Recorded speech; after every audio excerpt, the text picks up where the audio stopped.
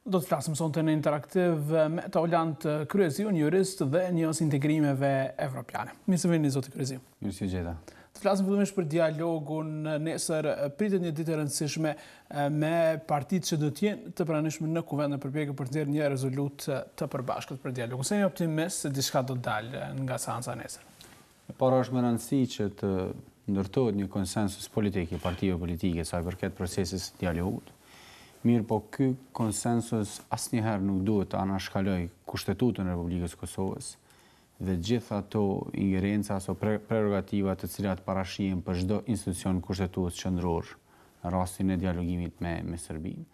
Ne e dimë që çdo herë çështjet që kanë objekt diskutimi territorin janë çështje që i takojnë sovranit të vendit apo organit përfaqësues të tij Kuvendit të Republikës së Kosovës.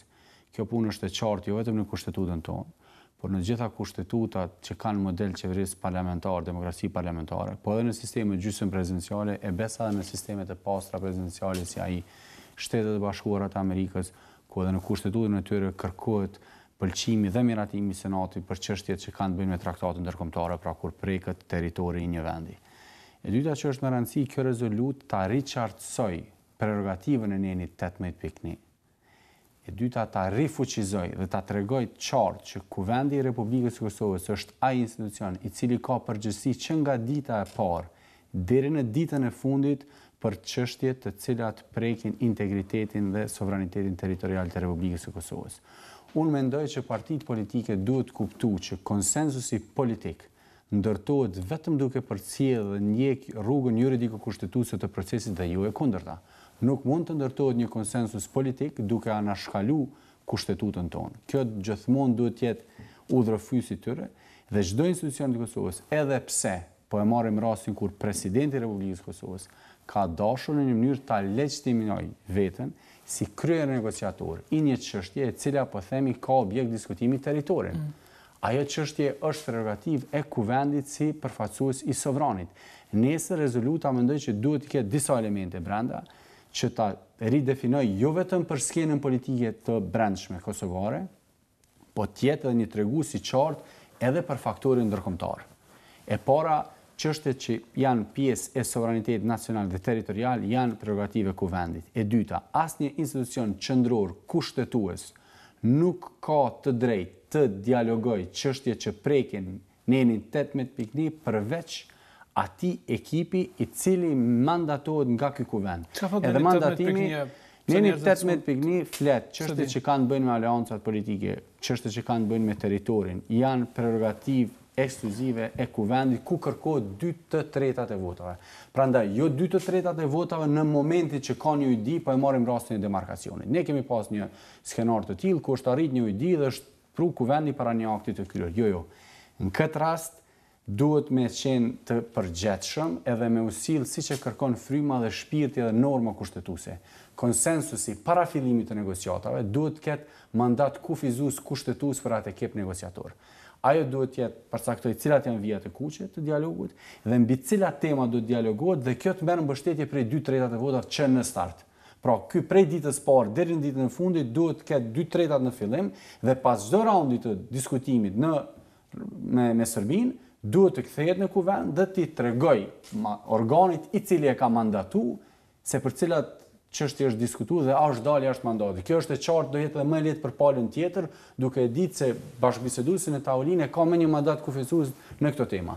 Dhe kjo e riqartëson pak a shumë procesin e dialogut dhe po tentoj me besu që partitë opozitare, po edhe qeveria ta kuptoj që me këtë rrugë e ndërton edhe konsensusin pak më lehtë duke respektuar gjithmonë po flas normën kushtetuese. Ne kemi parë pra që pak a shumë partitë kanë mendim të njëjtë, pra vetëm se nuk po bien dakord për gjuhën që do të përdorej sepse idetë edhe të PDK-s që janë pak luhatshme, por gjitha partitë tjera pra janë për mosprekje të kufive. Çfarë besojnë se duhet të ndodhë pra për të pasur gjitha partitë politike shqiptare në bord kështu për të miratuar rezolutën?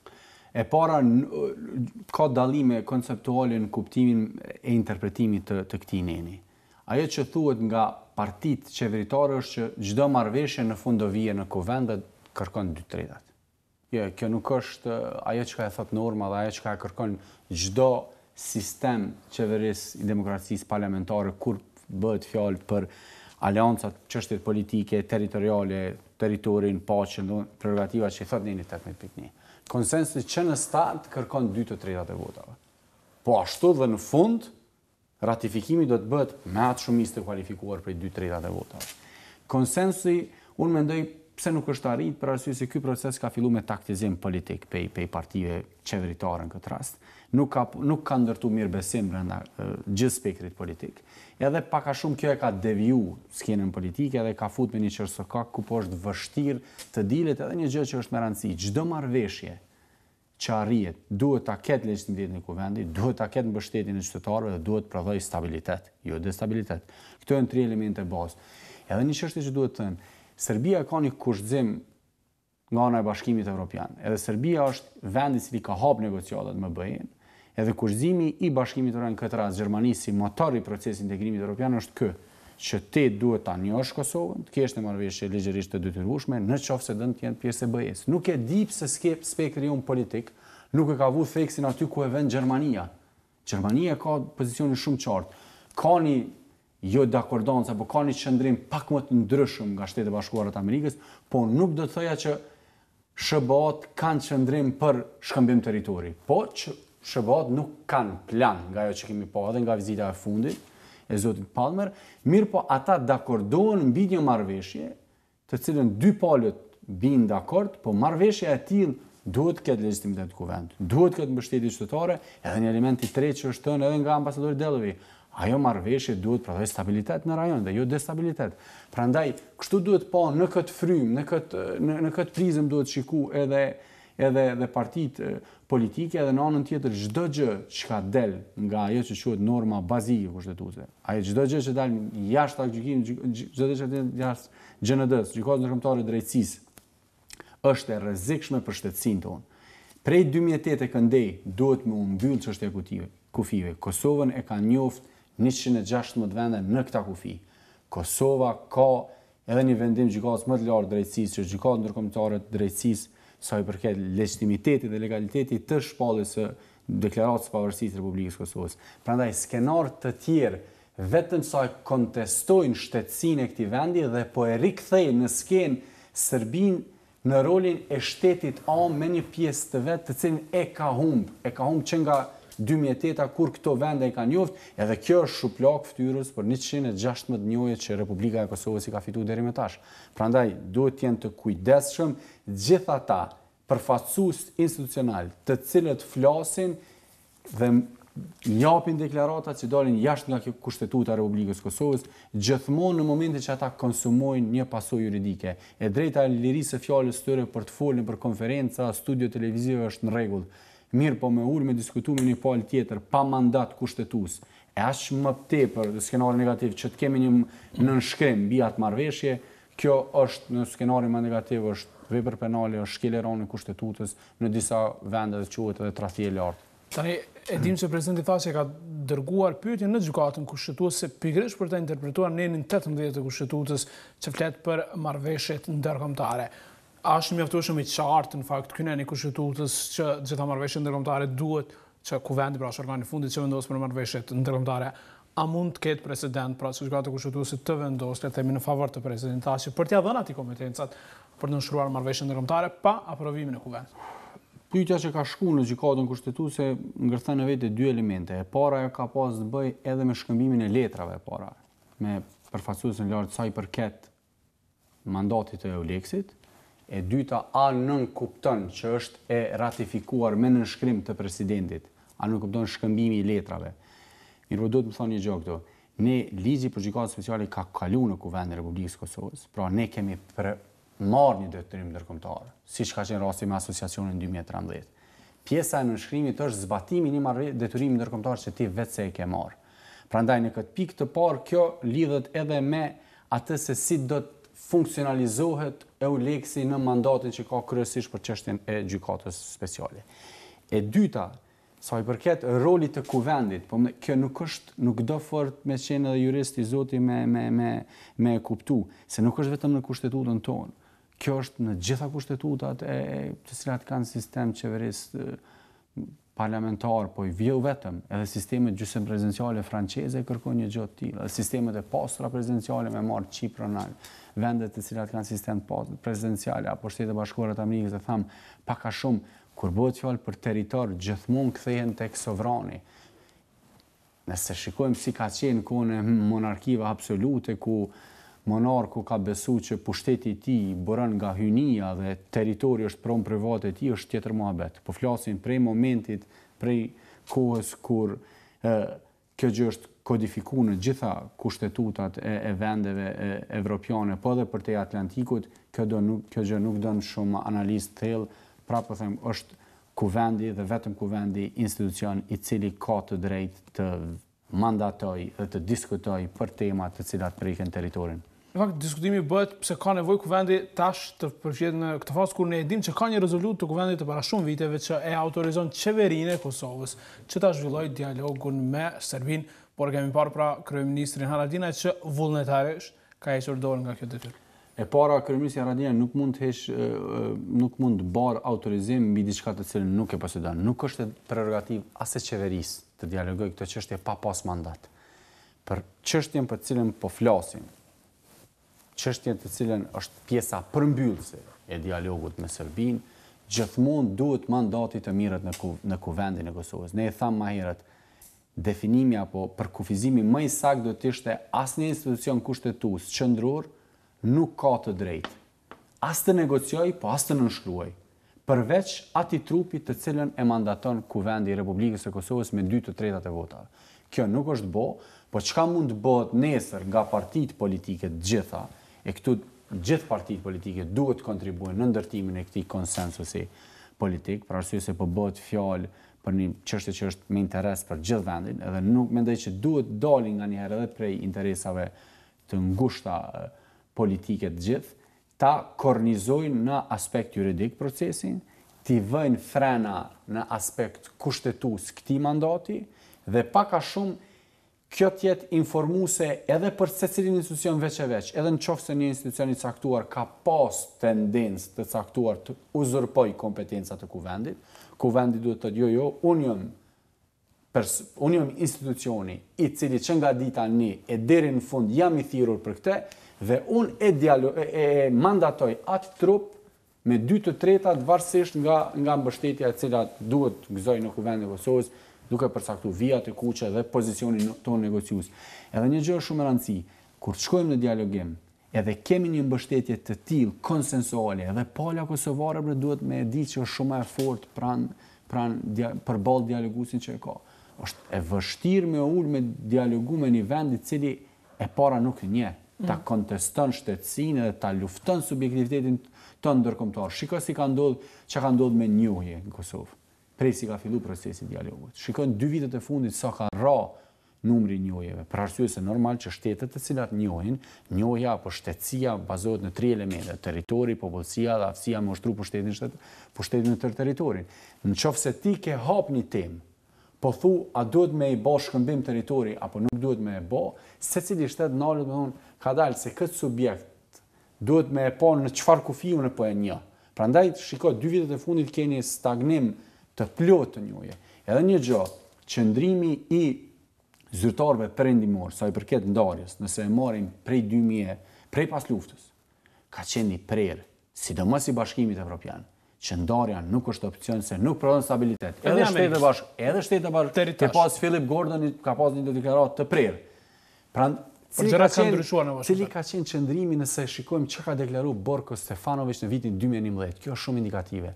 Ai thotë qëllimi jon thotë është ndarja dhe ne po dojmë përmes dialogut të ndërmjetësuar nga Bashkimi Evropian ta legjitimojmë këtë kërkesë tonën. Fundi po shkon më afër kërkesave dhe pritshmërive të tyre dhe larg normës bazike kushtetuese, tonën, asaj që ne i themi deklarata për shpalljen e pavarësisë dhe ajo që është konfirmuar nga gjykata ndërkombëtare e drejtësisë. Prandaj kjo duhet me pa me kujdes, edhe çdo gjë që del jashtë kësaj kushtetute, çdo gjë që del jashtë deklaratës me shpalljen e pavarësisë të vendit është e rrezikshme dhe nuk prodhon stabilitet dhe skenar pozitiv as për Kosovën, po edhe Inko rajon, edhe vendet e tjera të cilat kanë probleme, qoftë në rajon edhe qoftë më gjërë, që edhe ata të fillojnë iniciativat të tilla të cilat nuk inkurajon nga askush. E Gjermania duhet përshëndet që po mban një qëndrim parimor dhe konstant, edhe unë mendoj që Kosova duhet ta merr Republika jonë, institucionet tona, përfaqësuesit tonë, ta marrin pak më serioz një partner kaq të fuqishëm, për arsye se unë besoj që rruga jonë është në Bashkimin Evropian. Edhe nuk mundemi me i marrë me kaq nonshalancë qëndrimet e prera të kancelarës Merkel edhe gjithë, sidomos o konfirmu edhe me vizitën e fundit të Peter Beer, që ishte i prerë në këtë çështje që sa i përket kufive në baza etnike dhe idesë së ndarjes është e papranueshme për Gjermaninë. Edhe ai fliste me një gjuhë që do dëshiroja ta dëgjoja nga pala jonë, që pa njohje Serbia nuk mund ta shërbëjen. Këtu do të ishte theksi i faktorit ton politik në raport me Serbinë. Flasim në pjesën e dytë për procesin e integrimeve evropian. Natyrisht Kosova është e fundit në rajon dhe ende është në pritje të liberalizimit të vizave, që me sinjalet e fundit nga Brukseli duket se do të marrë ende shumë kohë. E para, procesi i liberalizimit të vizave është, e kam thonë që një kohë gjatë, që është një proces teknik i cili kulmon me një vendimarrje politike. Skenarit të cilën e kam bajtur që një kohë gjatë dhe kohës fundit në kuadër të institutit EPIC të cilën e përfaqësoj, është që skenari pozitiv do të ishte që vendimarrja të konsumojë brenda aktiviti. Çka i bie ajo është që Komisioni ka rekomandu 2 trupave legjislativ, Parlamentit dhe Këshillit, që të marrin vendimin e tyre sa i përket amandamentimit të rregullorës 539/2001. Kjo është krejt detyra e Komisionit, si trup teknokrat apo si trup ekzekutiv brenda BE-s. Tash, qëndrimi i përfaqësuesve institucional të këtij vendi, prej presidentit, kryetarit të kuvendit, kryeministrit dhe ministrës, ka qenë i prerë që ne do lëvizim lirshëm në zonën Schengen në vitin 2018. Gabimi fundamental ka qenë se kanë folë në emër të vendeve anëtare të BE-s, se ky është vendim i vendeve anëtare të BE-s, dhe e dyta kanë rrit pritshmëritë jo reale tek qytetarët tanë, dhe dashur jenë të kujdesshëm për arsye se janë politikanë dhe po flasin me masën e popullit që duhet ta informosh drejt, për arsye se tash fillon edhe irritimi kur e keq informon. Edhe e treta nuk e kanë kuptuar një element shumë të rëndësishëm. Sundimi i ligjit është vital në haprimin ton drejt Bashkimit Evropian. Luftimi i krimit organizuar dhe korrupsionit të profilit të lartë është tepër i rëndësishëm për ta rikonfirmu apo për ta bë më të lehtë vendimarrjen politike të vendeve anëtare. Unë e di edhe konfirmoj. Por kjo është kusht i vazhdueshëm apo jo? Absolutisht, është kusht i vazhdueshëm. Vendimi është që kushtet janë përmbushur. Vendimi është që kushtet janë përmbushur i komisionit, mirë po komisioni ka të drejtë vetëm ta bëjë rekomandimin në parlament dhe në këshill, nuk merr vendim komisioni. Kushtet janë përmbushur, mirë po edhe në konkluza të raportit të komisionit thotë që do të vazhdon monitorimi i të gjitha kritere. Prandaj nuk mund të thosh nëse ti e ka adresuar 95 kritere. Ne e dimë që udhërofyesi që kemi marrë çëshor të vitit 2012 ka pas 2 fishën e kritereve të gjitha vendet e Ballkanit Perëndimor. Është e vërtetë, ka qenë mas sfidues, është e vërtetë. E kemi pranuar vullnetshëm, duhet me zbatuar. Komisioni ka thonë janë adresuar 95, mirë por në mënyrë konstante do të monitoron se apo ka regres. Nëse ne vazhdojmë degradimin e sistemit drejtësisë, qofse deputetët e Kosovës flasin me gjuhë linçuese ndaj një prokurori apo ndaj tërë sistemit, mos mendon kush që ky informacion nuk shkon tek vendet anëtare të BE-s. Absolutisht jo. Shikoj si ka ndodhur ndryshimi i diskursit politik të krerëve institucional. Në vizitën e COWEB në Kosovë, kur ata kanë shprehur shqetësimet e tyre, edhe në fushën e studimit ligjit, edhe disa shqetësime të tjera, diskursi ka filluar të filloj sulmi ndaj partive opozitare se kanë informuar zyrtarët. Ne duhet të jemi të hapur dhe mos të bëjmë lojë fjalësh. Sistemi jonë i drejtësisë që është indikuar nga politika, e thot strategjia e zgjerimit në shkurt, e thot raporti i vendit, e thot raporti i ekspertëve individual të kontraktuar nga ana e Komisionit Evropian, nuk ka pas nevojë komisioni të informohet nga opozita për atë gjë. Për arsye se opozita ka lexuar atë nga raportet e komisionit dhe ka është kjo bie nuj. Në momentin që patëm vizitën tjetër të një përfaqësuesi deputetit të CDU-s, Peter Beer, i cili tha troç, atë të cilën e kemi argumentuar që një kohë, kushdo që thot që liberalizimi do ndodhë si vjet e ka gabim, u bë edhe një hap më i rrezikshëm mendoj, u përmend nga zëvendës kryeministri Hoxhaj albanofobia, që mendoj që është një gjuhë papranueshme nga një partneri strategjik siç është Bashkimi Evropian. Bashkimi Evropian, asnjë përfaqësues i Bashkimit Evropian, asnjë vend antar i BE-s, asnjëherë nuk ka premtuar që qytetarët e Kosovës do të lëvizin lirshëm brenda vitit 2018. Prandaj nuk mund të etiketohet dikush apo të fajsohet mbi një premtim që ti e ke dhënë. Premtimi kur e ke dhënë është dashur me qenë i vetëdijshëm për procedurat e brendshme vendimarrëse brenda këtyre dy trupave. Ku jemi ne sot? Ministri i Integrimit Evropian do duhet të ishte informuar. Do duhet të ishte, por ku jemi ne sot? Sot jemi në atë që quhet trialog, diskutim ndërinstitucional brenda 3 trupave, Komisioni, Këshilli dhe Parlamenti. Kjo duhet të kulmojë në hapjen e radhës, në një marrëveshje të përkohshme jo formale. Pas kësaj duhet vijë një votim i ri në Komitetin Libe për plotësim ndryshim rregullorës 5/2001. Duhet vijë një votim në seancë plenare Parlamentit Evropian dhe kjo kulmon në një votim në Këshillin e Bashkimit Evropian. Pra ne kemi edhe 6 hapa të tjerë në këtë proces. Vendimarrja politike, pse po hezitojmë vendet anëtare? Është çështja e emigrimit. Është e vërtetë që ne kemi pas shifra mbi 60.000 në vitin 2015 dhe sot kanë rënë në 67.000. Është evidente.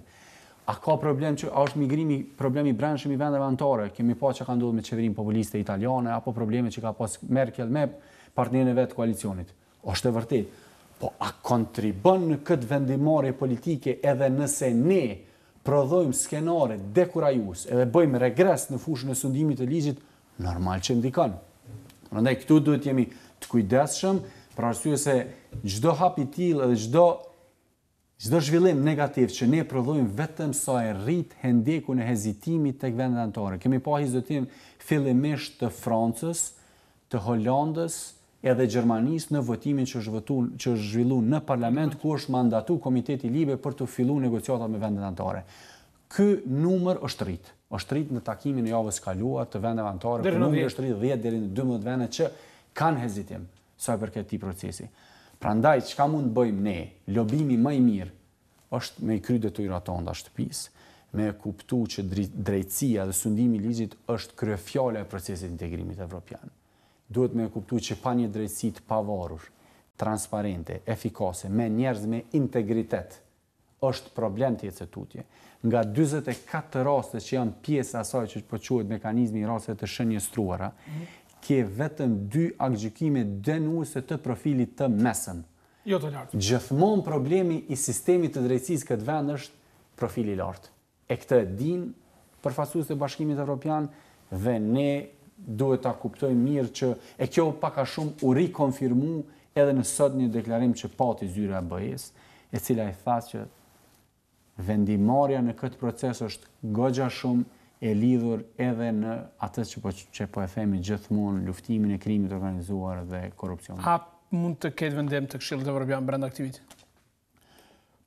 Po dojmë me besu edhe me shpresu për hir të qytetarëve të Kosovës, të cilët vërtet janë lodhur. Kosova është me të thonë vrima e zezë në mes të Ballkanit dhe këta qytetarë janë torturuar me deklarime politike paushale, ndonjëherë për përfitime politike të cilat në fund nuk kanë rezultate të tilla, ndonjëherë edhe nganjëherë dhe mosnjohje të procesit në baza fundamentale, që së paku të kishte një vendimarrje 9 vjetor. Së paku, kjo është skenari pozitiv të cilën unë e kam paraqitur që 6 muaj. Skenari dekurajues, të cilën nuk do doja, unë do doja shumë që të ndodhë ky skenari i parë është që mos të kishim vendimarrje. Nëse nuk kemi vendimarrje, kalojmë në vitin 2019. Janë 3 elemente të cilat e bëjnë të paqartë procesin. E para kemi ndryshim të presidencës. Vjen Rumania në vend mosnjos. E dyta është çështja e Brexitit, që do marrë vëmendjen e vendeve kryesore të Bashkimit Evropian, që duhet me pa si shqetësim, dhe e treta e zgjedhjet. Zgjedhjet të cilat marrën në maj për Parlament Evropian. Edhe një gjë duhet bëhet qartë, procesi i vizave është i vetmi proces që do ta kemi pas kësaj, i cili nuk i faktorizon vendet mosnjohëse. Për arsye se vendet mosnjohëse nuk mund të thirren në pakicën bllokuese. Pakica bllokuese nënkupton që duhet të kesh përfaqësosh 35%, 4 shtete që përfaqësojnë 35% të popullsisë së BE-s. Fati jonë është që vendet mosnjuse nuk përbëjnë 35% të popullsisë së Bashkimit Evropian. Prandaj edhe po të donë të jenë bllokues, vendet mosnjuse nuk janë.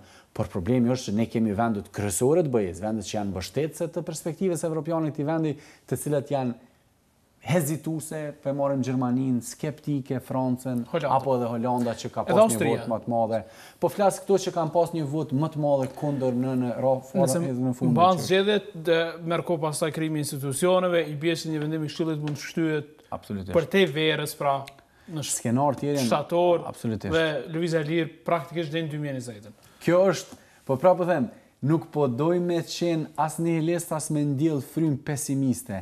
Mirë po më mirë është informohen drejt, edhe e më e mira e mundshme ka mbet me u konsumu vendimarrja. Kjo do të ishte për arsye se në momentin që konsumohet vendimarrja, ne e dimë që në 2019 do ndodh liberalizimi. Dikur do ndodh. Ai bie 20 ditë pas daljes së gazetës zyrtare. Po teknikisht, nëse ndodh vendimi dhjetor, si shkon puna, pra sa muaj mund të marr? Jo, nëse ndodh në dhjetor, votohet në nivel të Këshillit, ajo mund të jetë më muaj që i bie në janar, po flasin në qoftë se kemi, po për të ardhur atje, se nga një edhe po ngatrohet, se kjo është proces kogjatë teknik edhe duhet me e pa në filtr kogjatë të tillë.